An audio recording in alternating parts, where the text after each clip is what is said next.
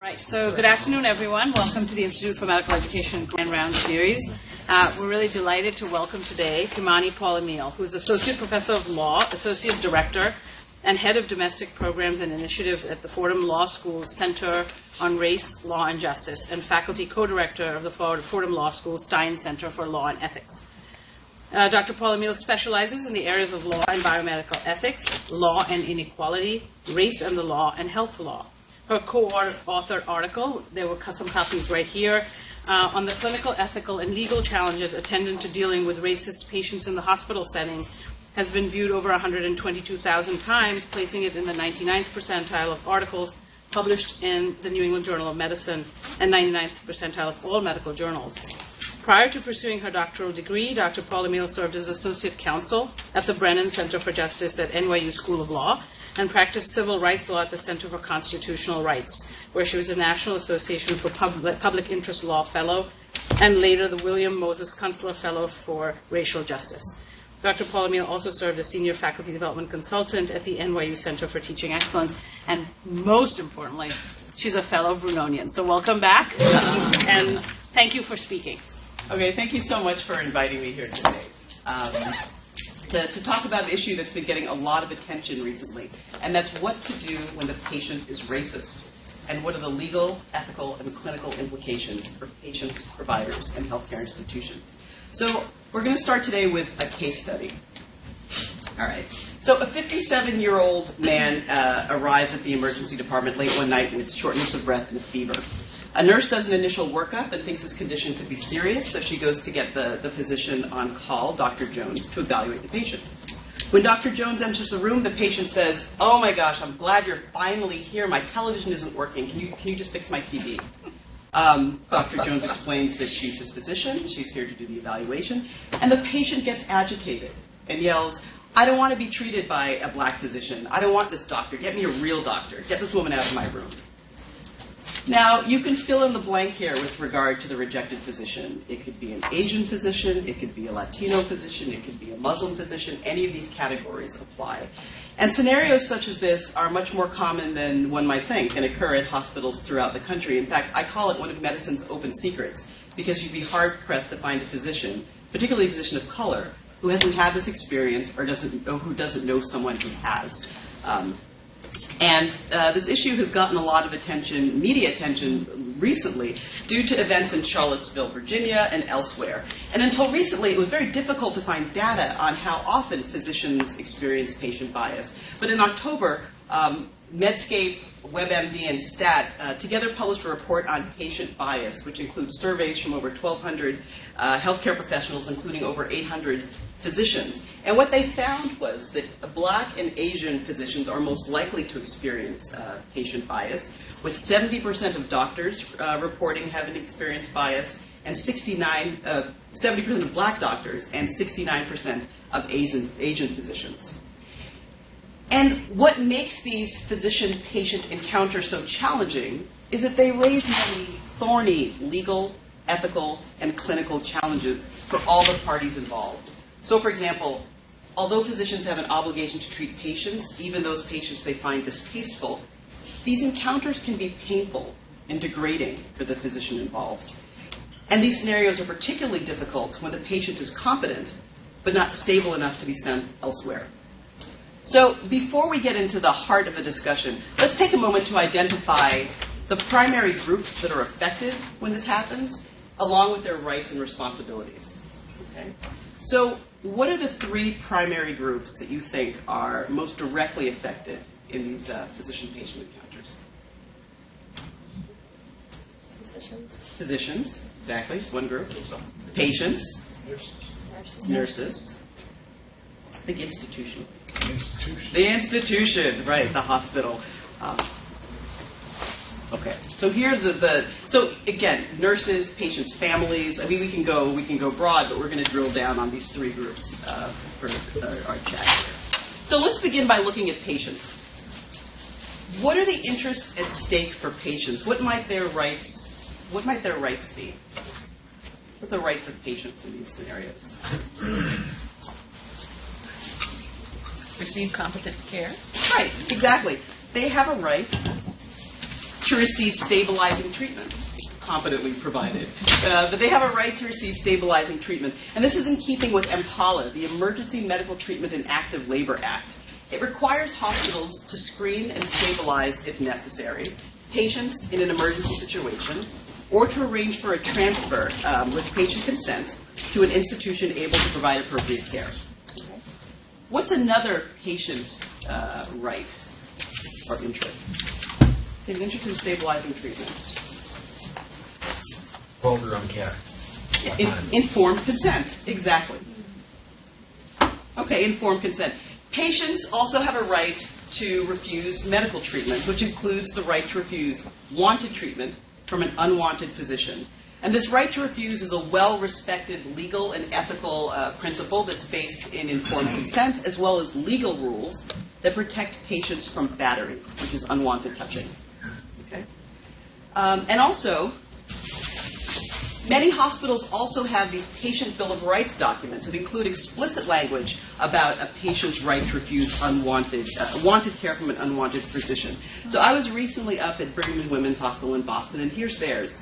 And you can see at the bottom, it says, you have a right to refuse to be observed, examined, or treated by students or any other staff jeopardizing your access to care. Okay. Now, as I mentioned, many hospitals have this explicit language. Not all of them do. I looked at your patient Bill of Rights document. You don't include this language. So there's variation among institutions. So let's turn to physicians. Physicians and other healthcare workers have rights and interests that are implicated in these scenarios. What might the physician's rights be?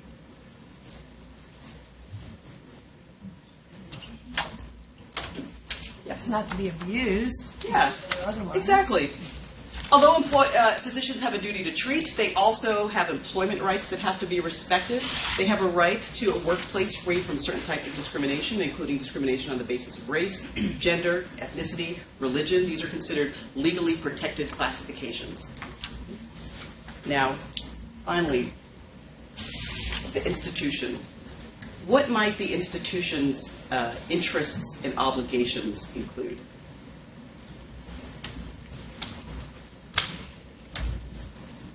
Not to be sued by potential patients or faculty staff. Exactly. They have to look out for the employment rights of their workers. So let's start with patients. Healthcare institutions have to meet EMTALA requirements. This is what we just talked about. It's also known as the Federal Anti-Dumping Statute because it protects patients from being dumped by hospitals without first being screened or stabilized if necessary. But they also have to protect the employment rights of their workers. So, for example, if a healthcare institution continually forced its clinicians to treat or not to treat a patient who's rejected them based on ethnicity, then the healthcare institution could be liable for creating a hostile work environment. Okay? All right. So, at this point, you're probably thinking to yourself, this all seems fairly straightforward. I get it.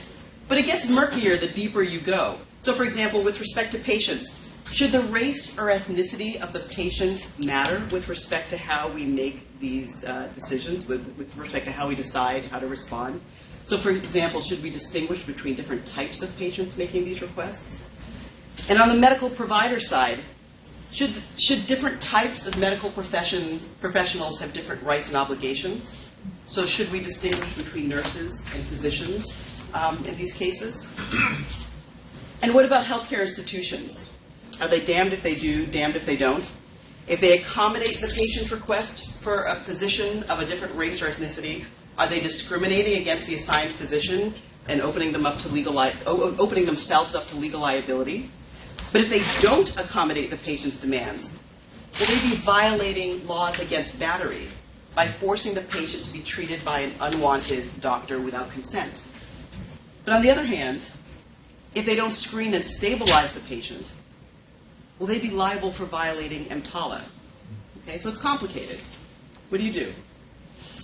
There haven't been any clear guidelines on how to effectively balance all of these concerns. So my co-authors and I drafted guidelines, and we published them last year in the New England Journal of Medicine in the article entitled Dealing with Racist Patients. And our goal was to inform providers of the legal, clinical, and ethical issues that should be considered when these cases arise. And prior to writing that article, I wrote a different piece in the UCLA Law Review, where I looked at the legal ramifications of accommodating patients in the hospital setting. And I have to say, when I first heard about these scenarios, I first heard that patients occasionally will say, I don't want the Muslim doctor, I don't want the Latino doctor, and that their wishes were occasionally accommodated, I was stunned. I was shocked. And I thought, first of all, this should never happen, and if it does happen, they should most certainly not be accommodated. So then I decided to research the issue to find out, is this even legal? So, as you know, I'm a law professor, and I research and write on issues issues of race and discrimination and bioethics. So initially, I focused my research on looking at the laws that could apply to cover this type of behavior, and this led me to seminal anti-discrimination laws, specifically 3 provisions of the 1964 Civil Rights Act. It's a federal law that bars discrimination on the basis of gender, race, ethnicity, and religion. And let's go briefly through each of the provisions that I thought would be most likely to apply. First, there's Title II.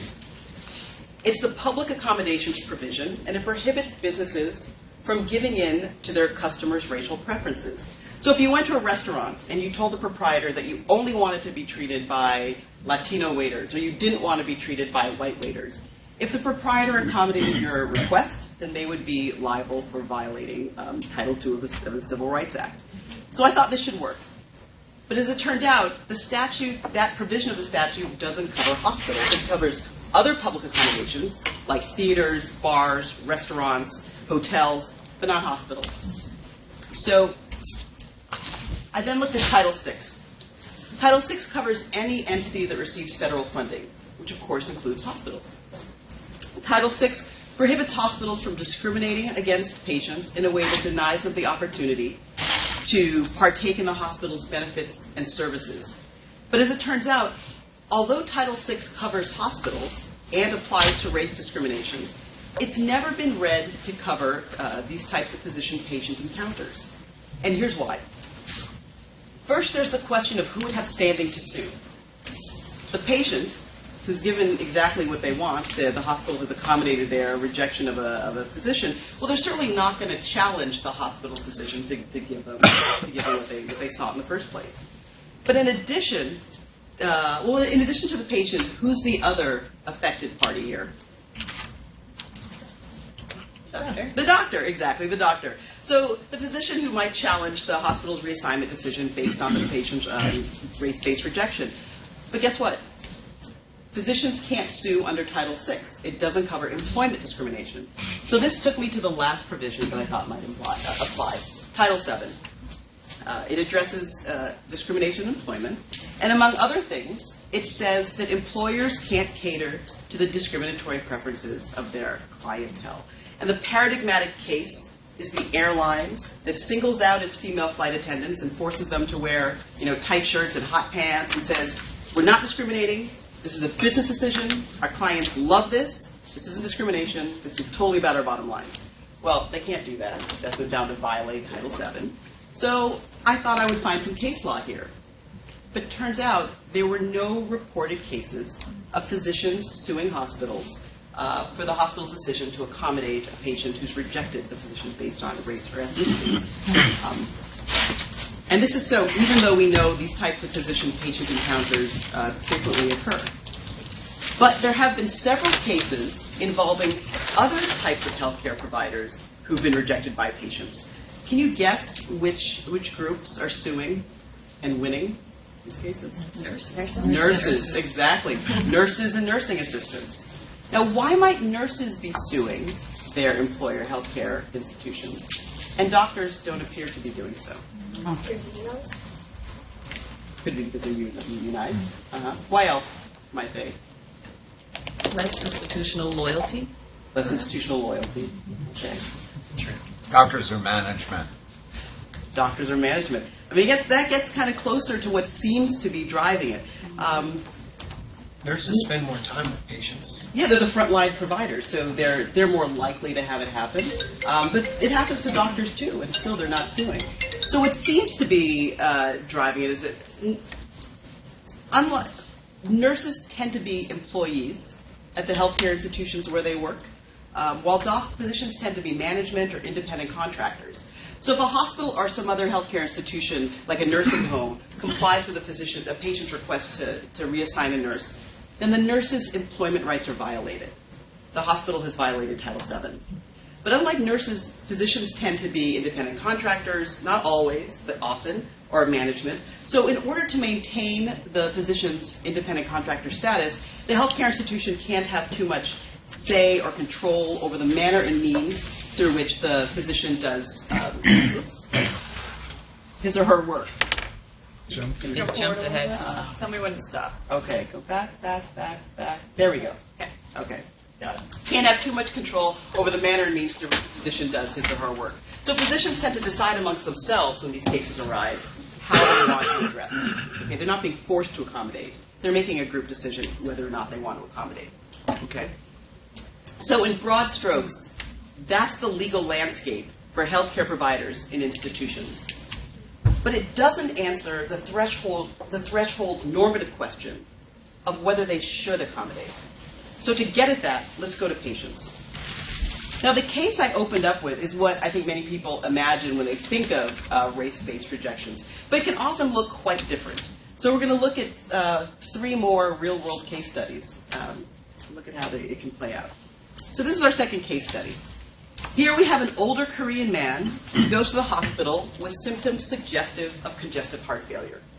He's provided treatment and that offers a very good chance of success, and he'd likely make a full recovery. And everything seems to be going well until one day he says he only wants to be treated by doctors in suits.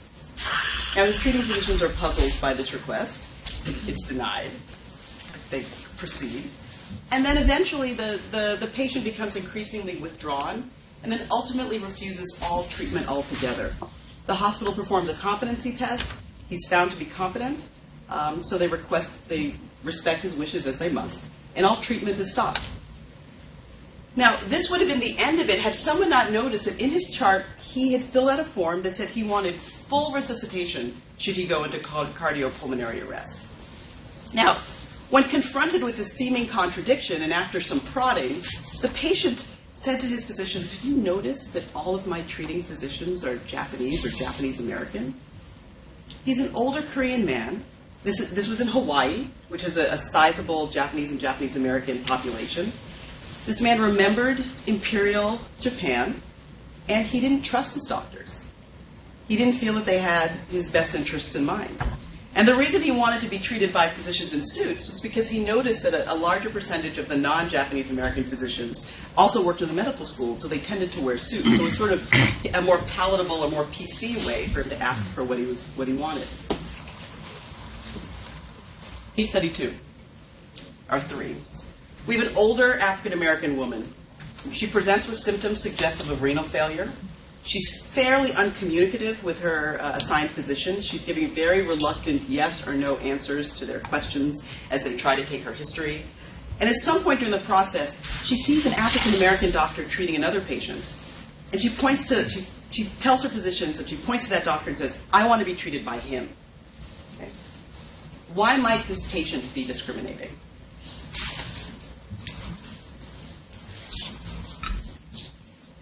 Yes. I know that there have been articles written and studies that have shown that there are health discrepancies among people of color versus white patients, so she might feel like that wouldn't apply to her if she had a doctor from her own race. Yeah, maybe she's had a prior negative experience with a non-African American doctor. This country has a long history of treating the African American population unjustly, completely. Tuskegee trial and so many other circumstances. So there's a long history that builds up to this moment in healthcare when we're trying to treat the African American population in America. That's exactly right. So there's a good chance she's an older African American woman that she's had, a prior negative experience with a non-African American doctor. But it could also be that she's had particularly positive experiences with African American physicians, notwithstanding perhaps never having had experienced bias. It could also just be simple prejudice, right? At this point, we don't know. Last case study. The patient is Latina. She arrives in the ER after 2 weeks of rhinorrhea, sinus pain, and other symptoms suggestive of viral sinusitis. And as she's getting her history taken, she declares that she does not want the assigned Latino physician. She wants an American doctor, which turns out to mean Anglo-American doctor. And when asked why she's making this request, she says that she came to the United States because she believes that things would be better here. Better treatments, better facilities, better services, and better doctors. And she associates American doctors with white doctors. Okay. Now let me ask you a question. How is a patient's request in scenario 3 different from the others? Anybody catch it? Well, she's saying she wants something, she doesn't want what she's getting. She's not saying, I don't want this. She's saying, I want that. So Exactly. Exactly. She's not so much rejecting a position as she's asking for concordance. Okay? So we see this with women who might request a female OBGYN, or Muslim patients who might want a culturally or religiously concordant treating physician. So in this case, it's a little bit different, but it's still discrimination. Okay? Now let's go back to case study 2 for a moment, the Korean patient. Now, physicians may see a similar version of this among veterans who don't want to be treated by a patient who reminds them of a former enemy combatant. Now, perhaps it's bias, but maybe it's PTSD. So we can say that discrimination is wrong, and it often is, but the idea of discrimination becomes much more complicated in the clinical medical environment, particularly in emergency situations where you can't just tell the patient to take the doctor they've been given or to go home. Okay? Now, sometimes the patient's behavior seems very clearly to be based on bigotry or animus, but other times it looks different. So what might these patients, particularly patients in case studies 2 and 3, what might they be looking for? What seems to be underlying or animating their request? Yes? There are barriers to a reasonable doctor-patient relationship for those patients. That's right. Trust. Okay, if you've ever been to the doctor, I'm sure you all have, or taken a kid to the doctor, you know that trust is probably the most important part of a physician-patient relationship. You have to trust your doctor in order to be open about your lifestyle, your symptoms, intimate details about your life, subject yourself to invasive physical examinations, adhere to medications and therapeutic interventions. And trust is particularly important for patients who are from underserved communities or who aren't from a privileged social class. So we see they're not as trusting as their physicians, and they don't feel as confident in the healthcare system. So if we look at this slide, you can see across the bottom, I trust my physician, trust my health plan, trust hospital. Trust is highest for whites and lower for non-Hispanic blacks, unadjusted and adjusted. And we can also look at attitudes. Okay, it's the same thing here. I'm afraid of hospitals. Hospitals often want to know more about your personal affairs than they really need to know. And hospitals have sometimes done harmful experiments on patients without their knowledge, as you noted. Again, trust is highest for whites and decreases for non-Hispanic blacks.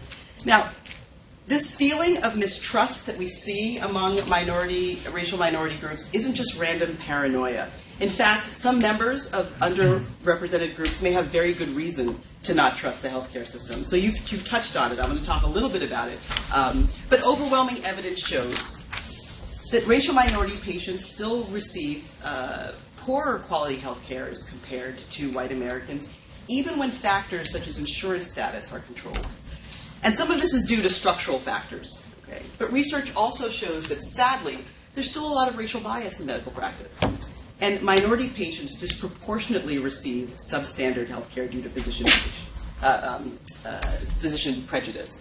So in one well-known study, a group of physicians were shown a randomly assigned group of videos, each video depicting an actor portraying a patient describing symptoms suggestive of cardiovascular disease.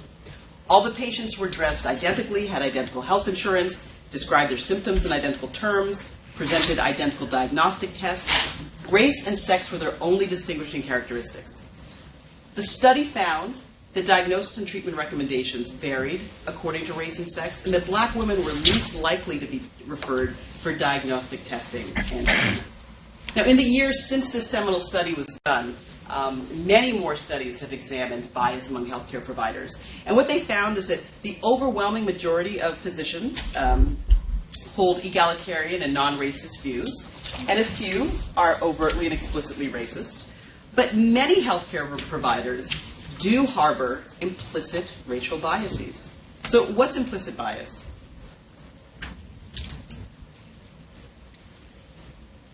It's just lay language.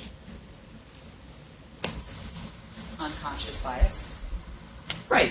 That is lay language. It's unconscious bias. It's implicit biases are thoughts or feelings that exist outside of our conscious control that are difficult for us to acknowledge and difficult for us to rein in or to manage. And studies show that physicians' implicit biases against ethnic and racial minority patients, particularly black patients, negatively affects the quality of clinical relationships, clinical decision-making, and health outcomes. In fact, several recent studies have shown that physician bias contributes to the widespread health disparities that we see among patients of colors. For example, racial minorities are less likely to undergo needed bypass surgery, are more likely to receive dialysis or transplants, are less likely to undergo needed bypass surgeries or to receive dialysis or transplants, and are more likely to undergo less desirable procedures, such as lower limb amputations from diabetes. And ER physicians are less likely to provide analgesics to black patients and Latino patients, despite similar estimates of care among groups. So data also shows that for some patients, however, race concordance counters the effect of implicit bias and discrimination and stereotyping among physicians. And this is so even after adjusting for patient age, gender, education, marital status, length of the physician-patient relationship, and the healthcare and socioeconomic status of the patient. Race-concordant relationships also are more likely to promote more participatory decision-making, greater patient trust, more productive communication, and greater patient satisfaction. And all of this goes to the core of the physician-patient relationship. Now, this doesn't mean that we should default to race-concordant physician-patient relationships. Instead, all of this is to say that although our first reaction when we hear about patients and their race-based reassignment demands, our first reaction might be to just deny these requests. But to provide adequate care to all patients, it may be necessary to distinguish between garden variety racism and patients who are seeking a physician who they feel will understand their experiences, who they feel will show them respect, and whom they can trust. So the question then becomes, how do you distinguish between these types of requests? And then how should you respond to them? So to get at this, my co-authors and I have devised 5 ethical guidelines to inform physicians' decision-making when these cases arise. And these guidelines include the consideration of the patient's medical condition, an assessment of the patient's decision-making capacity, the reason for the request, the physician's options for responding to the request, and the effect on the physician. Now, these guidelines hopefully can help the physician as they engage the patient through negotiation, persuasion, and then, if necessary, accommodation. So let's go through these factors and apply them to our case studies. In every case, the patient's medical condition has to be assessed first, and this should drive clinical decision-making. Okay? So in an emergency situation, an unstable patient should be treated and stabilized. And you should assess the patient's decision-making capacity, because reassignment requests that seem to be based on bigotry or animus could be due to delirium, dementia, or psychosis. And a patient's preferences may change if a reversible condition is identified and treated. Okay? So, for example, in the first case study that I opened with, the physician might want to make sure that the patient wasn't cognitively impaired, because, as you know, cognitively impaired patients aren't legally or ethically responsible for their actions. Now, if the patient is competent, then he may be open to persuasion. A member of the medical staff or an on-call administrator could explain that all the physicians on staff are equally qualified and that any delay in treating the patient based on trying to find another physician could jeopardize the patient's health. And all the while, the physician should try to use this as an opportunity to establish mutually acceptable expectations for the provision of care. Another option is to enlist the patient's family to help persuade the patient to accept needed care. Okay? Now, the next step is to try and determine the reason for the reassignment request, because the rationale is often clinically and ethically significant. So, for example, it may be ethically appropriate to accommodate a reassignment request that seeks to be seeking cultural or language concordance. Okay? But as we've discussed, it's not always so clear-cut. Remember our first case study? Maybe it's bigotry. Second case study? Maybe it's PTSD. Third, is the patient seeking a race or ethnic concordance? And the fourth, is this a misunderstanding about the physician's qualifications? We don't know. So to get at this, you want to ask open-ended questions. You can ask the patient to tell you more so that you can better understand her concerns, all the while acknowledging that these types of conversations are probably difficult for the patient. The patient is probably well aware that the physician they just rejected they know that they're your colleague, but they could be your good friend. I mean, patients know this. It's not very easy to get them to open up. But you can stress that if they open up with you, you're better able to provide the best possible care. So what you're trying to do is you're trying to identify and name what may be underlying the discriminatory remark, which of course is an important part of developing trust. Okay?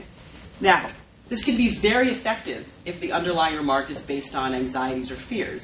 It's going to be less effective if the remark is based on bigotry or animus or racism. Okay? So this brings us to the next factor, which is the physician's options for responding to the request. If you're the only physician available, or if you don't want to reallocate patients, then you can try and negotiate with the patient to try and allow you to provide basic care until another physician comes on duty. So for the patients in case studies 3 and 4, this type of negotiation might be effective. But if the patient still refuses, then you have to pursue other options. Outpatients can be informed of their right to seek treatment elsewhere if they reject a physician based on race or ethnicity. And for inpatients, if they're stable and the request appears to be based on bigotry, then an on-call administrator could inform the patient of his right to seek treatment elsewhere and his responsibility not to engage in hateful speech. If this patient still refuses to comply, then he can be assisted in transferring to another hospital if he's willing to take him. For patients who aren't stabilized or in an emergency situation, a nurse or medical resident could be allowed to conduct the patient's initial evaluation, but it has to be made clear to the patient that this is outside of the standard of care, and that the physician is still responsible for the patient. Now, finally, if other emergency physicians are available, it's reasonable for the physicians to decide amongst themselves whether to accommodate the patient, whether to reassign the patient to another physician willing to provide the care, and if doing so doesn't jeopardize the care of other patients. So for the patient in case study 2, that's exactly what the physicians did. They decided amongst themselves to accommodate, to reassign to the physician to provide his care. He then accepted treatment, made a full recovery, and went home. Regardless of which approach you take, it's important, it's imperative that you inform patients that hateful speech won't be tolerated. Now, in the last example I gave, the patient's reassignment request was accommodated. But accommodation clearly isn't it's not a perfect solution, and it's not a fully satisfactory answer to the problem of race-based health disparities or physician bias. And none of this is to suggest that we shouldn't be concerned about bigotry or animus on the part of some patients, or cases where the patient isn't just seeking concordance, but is actively rejecting a physician based on that physician's identity status. Because this tends to disproportionately and negatively affect providers of color. And each time it happens, it's like another slice of the knife, and the cumulative effect can be debilitating, can be significant. And as you can imagine, these are incredibly painful experiences, and they take a tremendous psychological toll, and all of this contributes to burnout. I'm sure many of you have heard of the recent case of a pediatrics resident who went into the room to greet her patient. She got down on a knee, was just about to give the patient a high five, and the father said, "Don't you touch my child. I want a white doctor." Now, even if the resident decides that she no longer wants to work with this family and finds another resident or someone else to continue treatment, the episode isn't over for her. Okay? The emotional and psychological toll will linger. Today we're in a patient-centered culture of care, which is important, but we can't forget the first-line providers, which tends to be residents and often trainees. So when these cases arise, there has to be a formalized process in place. And this is particularly important when we're dealing with residents and trainees. A study from just last year found that 19% of trainees experienced discriminatory verbal abuse. 93% of over 400 first-year residents had experienced destructive behavior, including racial bias. 15% of residents had personally witnessed or experienced mistreatment. And 50% of them didn't know how to respond, while 25% believed that nothing would be done if they had alerted hospital administration. So this tells us something. This tells us that institutions are not appropriately supporting their trainees and residents. Institutions really have to be there for this group. They have to know you have their backs. They have to know they'll be supported. And so how do we do this? There are many ways that this can be accomplished. First, in the moment, when these incidents occur, if a supervisor is present with a trainee or a resident and a patient makes a racist or demeaning statement or rejects the resident or trainee, the supervisor might want to just wait a moment and see if the resident or trainee wants to handle it themselves or perhaps knows how to handle it themselves. But just a moment. If it's clear the resident or trainee doesn't know or doesn't want to handle the situation, it's imperative that the supervising physician, did I say attorney earlier? Supervising physician, step in and let the patient know that all the trainees and residents are perfectly qualified to be doing what they're doing, and that the hateful speech will not be condoned or tolerated. And then it's up to the supervising physician at this point to really take the time to gauge the situation. If it's possible, it's often not possible, but if you're able to exit the room with the resident or trainee and maybe talk with them briefly about how they want to proceed, do that. That's often not possible. So how you go from here, how you move forward is really going to depend on how egregious the patient's behavior was, and also really reading the trainee or resident to figure out where they are in the moment. Okay. The next thing you can do once the incident is passed is to debrief. Follow-up and debrief are imperative. You need to give the affected staff an opportunity to talk about the incident, preferably sitting down one-on-one with a point person who's trusted and has debriefing and facilitation skills. This is about taking people's difficult experiences seriously and giving them an opportunity to vent. And it's important not to minimize the encounter. Supervisors and institutions really need to commit to understanding how that resident, attending, that nurse, that trainee, how they experienced the rejection. Now, in addition to debriefing with the rejected provider, the institution should also address the fact that these encounters have a corrosive effect on those who witnessed them, who weren't for whom the behavior wasn't directly, wasn't directed, but who witnessed them and who may not know how to respond or how to react. So you may want to have, or I encourage you to have, a whole team meeting. Those on the team who've had these encounters can use this as an opportunity to talk about what they did in the moment, what worked. If it happened to me, this is what I did. It seemed to work well.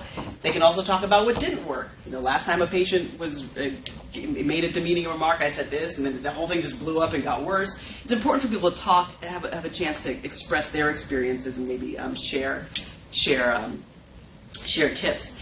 And this is important also because prevention is impossible, right?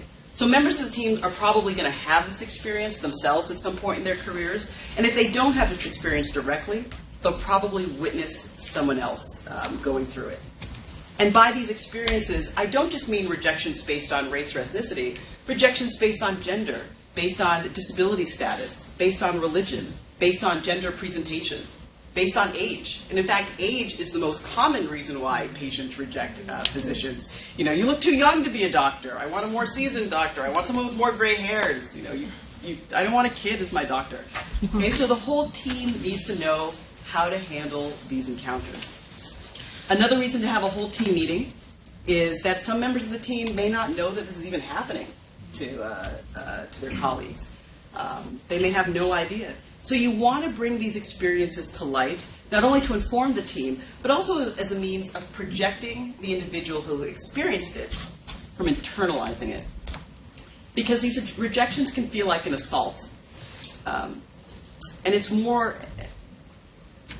And the pain from these experiences is going to be amplified if the person feels alone in the experience, or feels that they won't be supported, or feels that people will accuse them of being overly sensitive.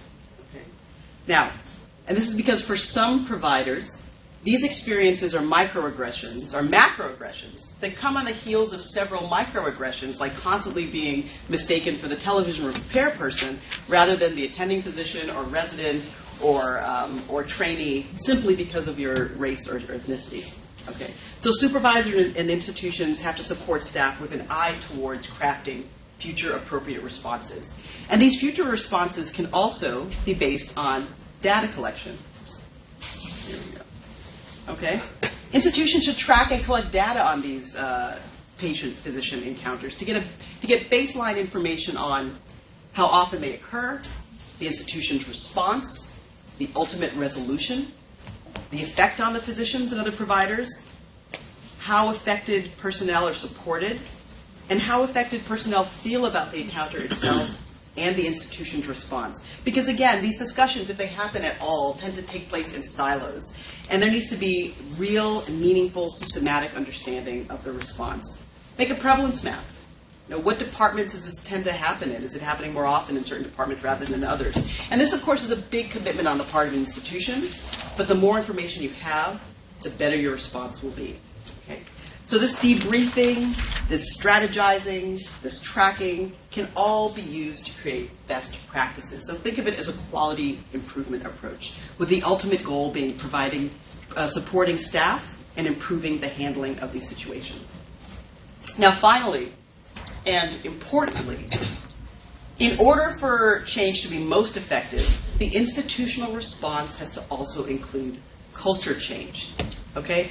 As we've seen with the recent incident, with the recent tide of sexual harassment allegations sweeping across the country, many of these women worked at institutions that had anti-sexual harassment policies and protocols.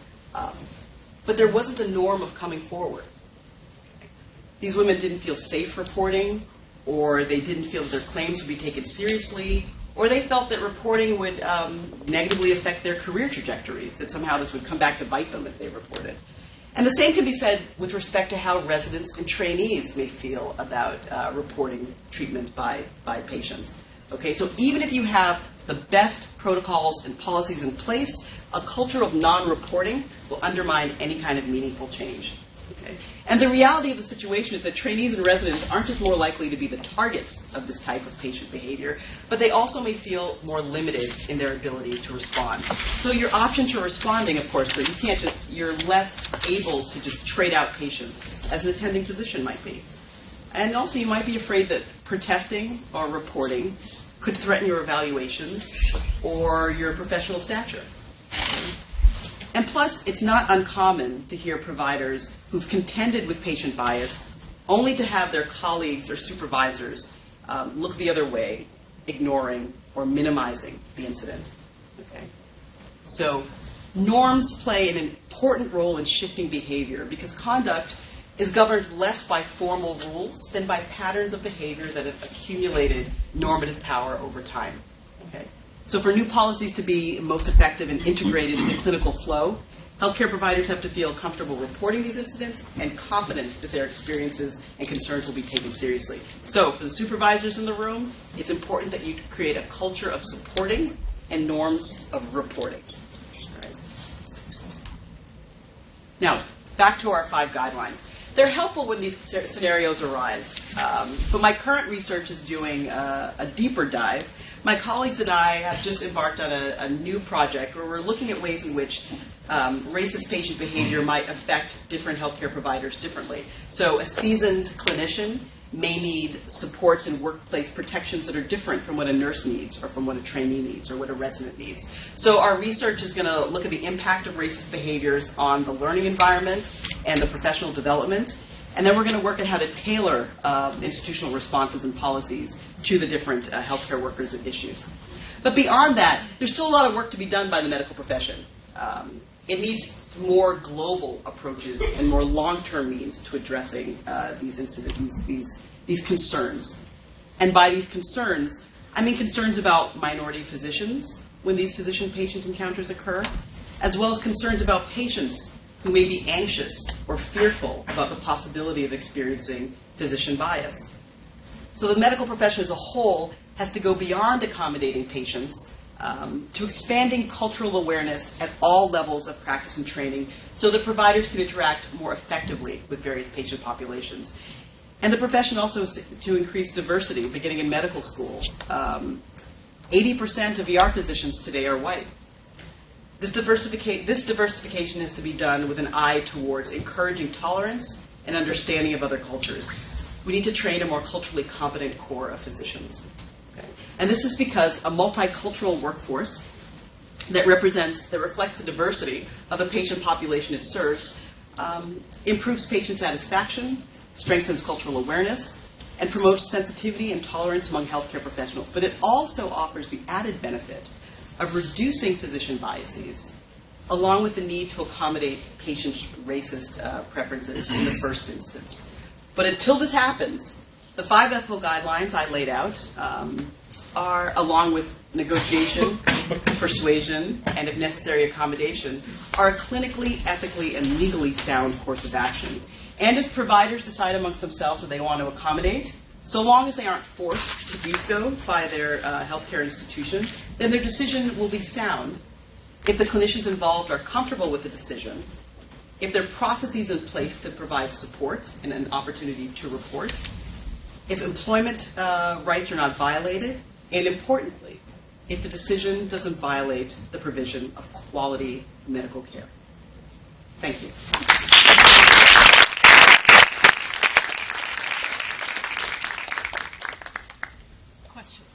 So before we take questions, I have a quick question for all of you. How many of you have experienced patient bias, not necessarily based on race, but on, faith, religion, gender, age? Can you keep your hands up for a moment? Okay. So, yeah. Can I ask some of you how you responded? If you're willing to share. I ignored it. I was an intern. The patient was an older white a woman who was being evaluated for dementia, and so I dismissed it. Like, I didn't approve of it. I didn't act like I was happy about it, but I just kind of sat there for a few minutes like, so what we're here to do today, and I just moved forward and went on. And I did tell a supervisor. Okay. Yeah. And did you feel the response that you got? No, she said she didn't know what to do about it. That this was the first time she'd supervised a black intern. Mm-hmm. She felt so sorry. I'm sorry you had to, she said, but I don't know what else to do. But thank you for completing the evaluation. Mm-hmm. Yeah. It's not uncommon. Mm-hmm. Anyone else? I think that as trainees, you encounter this all the time. You're obviously young. You may be anxious when you walk in the room. The patient picks up on that. So I think it's quite common in training institutions for certain patients to be biased against you based on your age.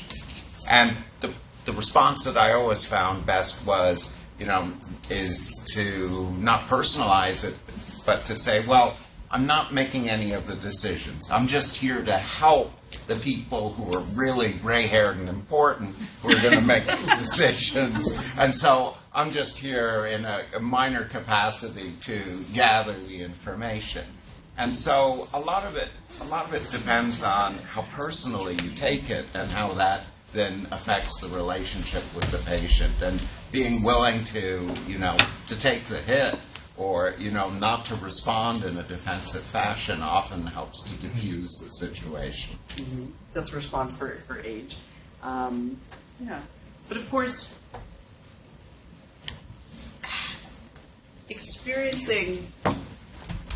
having this experience repeatedly, particularly on an identity category where you may also experience discrimination outside of your workplace, it may be more difficult to not take it personally or to dismiss it or to just let it go.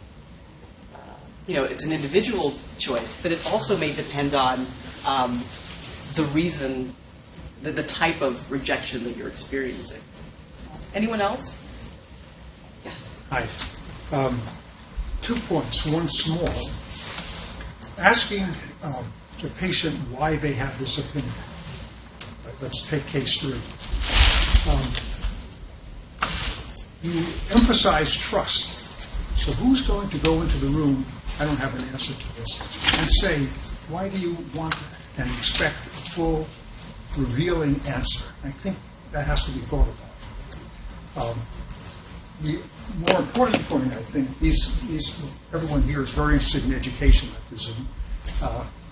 I think there ought to be in residency training education about this issue, beginning with, here is the Department of Hospitals policy.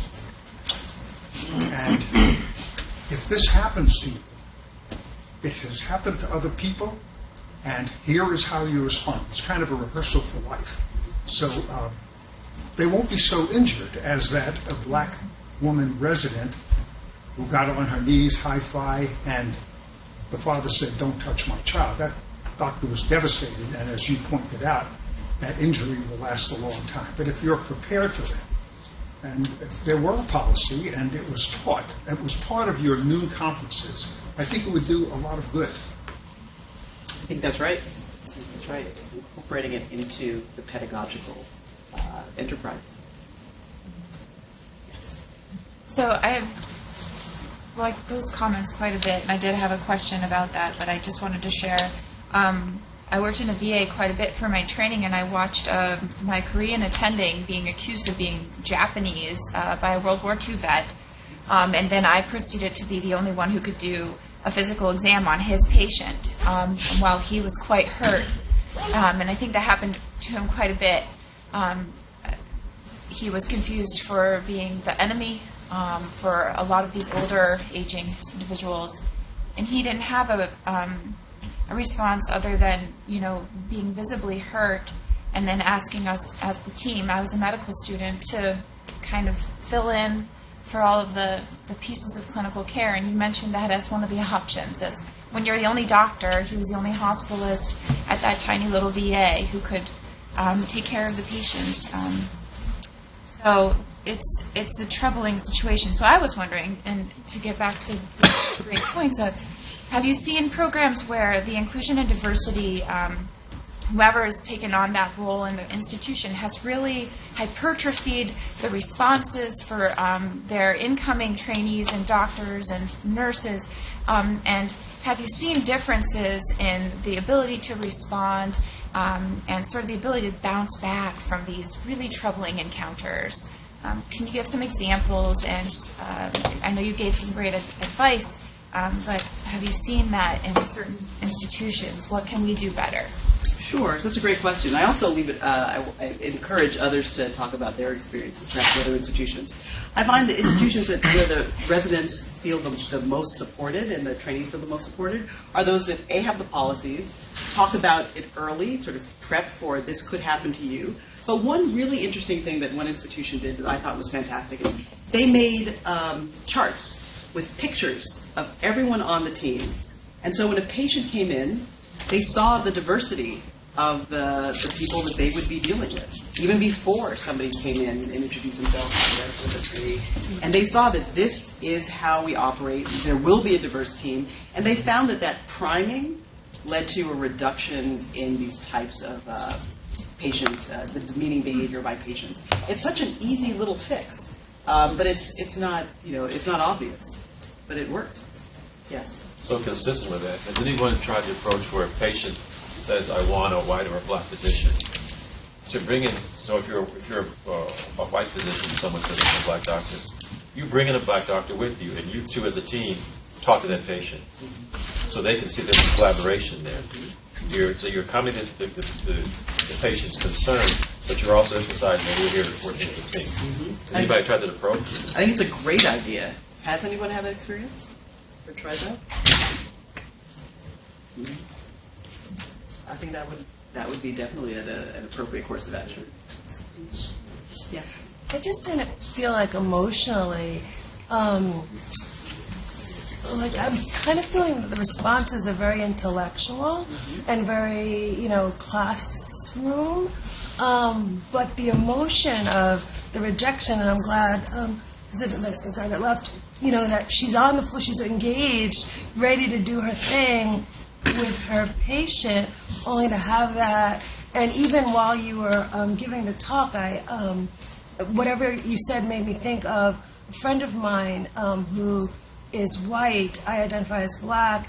And I remember when that young boy, the 12-year-old, was shot by the police in Ohio for playing with the toy gun. And I shared the video with my white friend, and I'm still hurt by her response. And it's like there's a level of pain that it just doesn't go away. It takes a while to heal. And that was however many years ago, and a 5 to 10 minute encounter. And it was personal and not in a professional. So I'm the EAP, I'm one of the EAP counselors. And so I hear from employees behind closed doors what the pain of their emotion is and are. So I offer that to all employees. But in this capacity, just that emotional piece, that hurt, and the anger. You've gone through all this training, and kind of how dare you? I'm good enough to fix your TV, but not your body. And I understand it's just like, it's just the pain. You've hit on it. That's really what it is. And so the ways to get at it, among others, are opportunities to talk in the way you're talking, both one-on-one. One-on-one is important. But I think the group discussion, which is what often doesn't happen, for your colleagues to understand it does affect you differently. Or it affects you in a particular way. They may never have had it happen in their lives. They may not understand. They may tell you, it's okay. The other day somebody told me that, I was, they didn't like my hat. And so I was kind of hurt and I got over it. And you can explain to them that for you to be able to support each other, they have to know how you experience it. Yeah. What comes to mind for me is that by the time someone is a physician or a psychology intern or whatever, they've already had a lot of experiences, right, with this. And so you kind of numb yourself, like you get a little nuanced in your responses, and then you have your own debriefing group.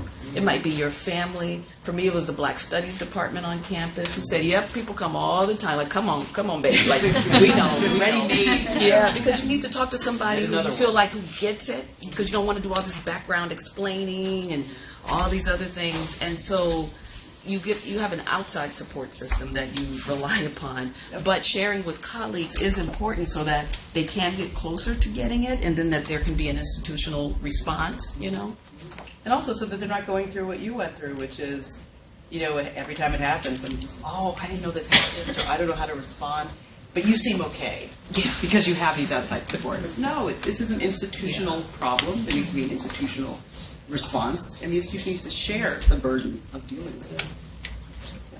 I have kind of a similar question, but so a patient refuses care, chooses to go to a different hospital, ambulance ride. Is insurance covering that extra expense, or they don't seek treatment, they become more sick, they need more invasive care, more expensive care?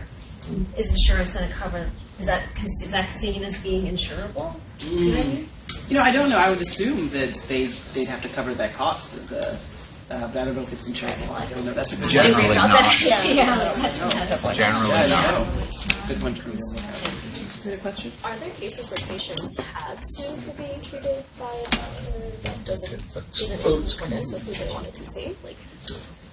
So they're not suing for getting a doctor that's... Sure. I was just curious to see if, whether patients have sued in the case where they haven't been able to be provided a different provider. So I don't know any cases of them suing based specifically on not getting the provider they want. But as we know, medicine is as much an art as it is a science.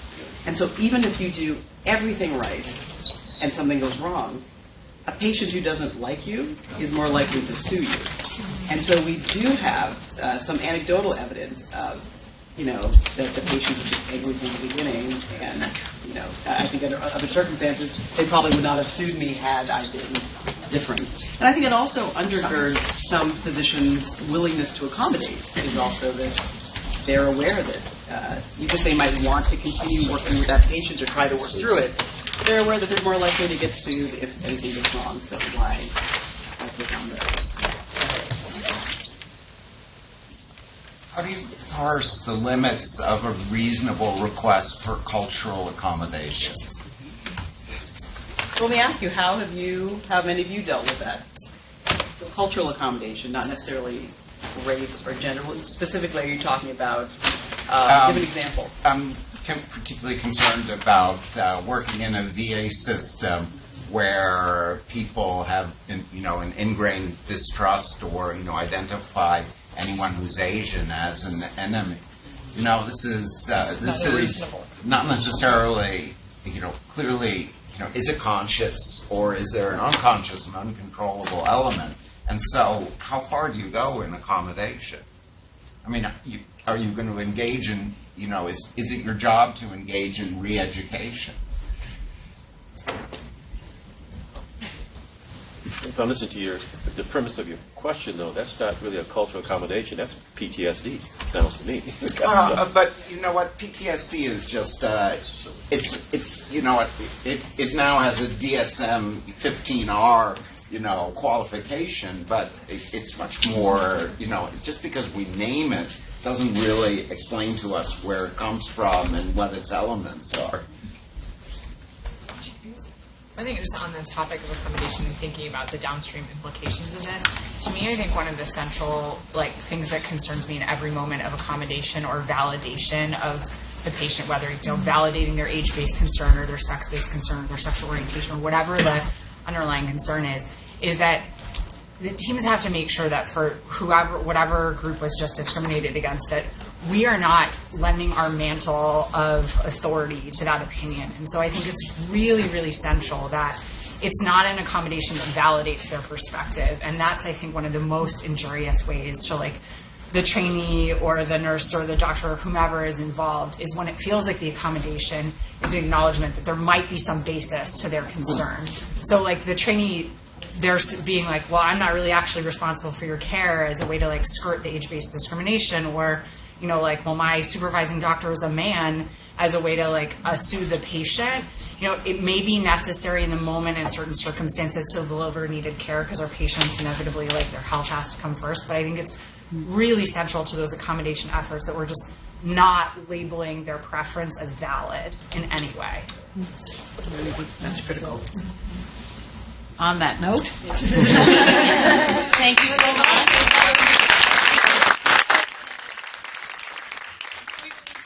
Your evaluations, and we will be returning on January 13th, where Dr. Elks, Senior Associate Dean at Morehouse, will be presenting on shifting the curve, fostering academic success in a very diverse student body. So join us for that January 13th. Thank you all. Thank you. Same time, same place. Same time, same place.